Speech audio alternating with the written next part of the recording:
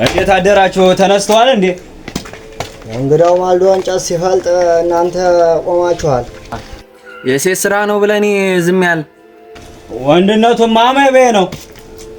ወንድነቱንም አይታችሁት የለ። ወንድ ስላላጋጠመ ይሆናላ። ወንድነቱን ማየት ከፈለጋችሁ ግጠሙታ።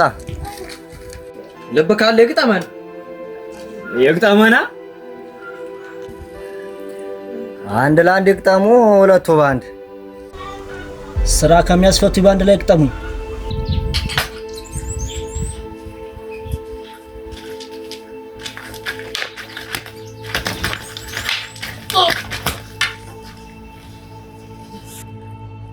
አይ ናስኬ የኔ ጀግና